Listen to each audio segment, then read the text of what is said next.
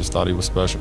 Thought he was a special kid. I'm very good at noticing talent, and I thought he was special then, and obviously he is now still.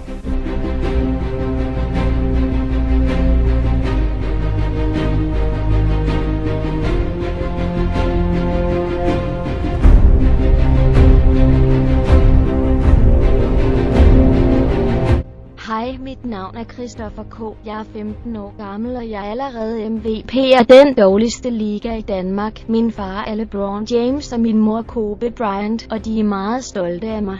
Min store drøm er at spille NBA, for der tjener man mange penge. Som I kan se, har jeg et stort potentiale, men der er ingen klubber, der vil have mig.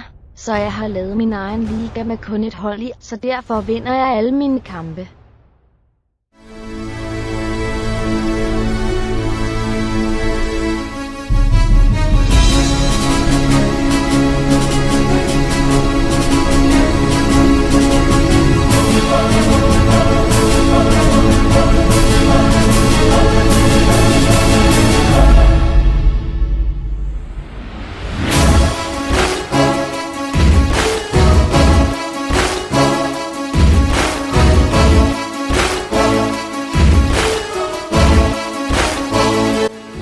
I dag laver jeg mit årlige fanmøde, og som I kan se, har jeg mange fans, og de elsker mig. De vil selvfølgelig gerne have en legende-autograf.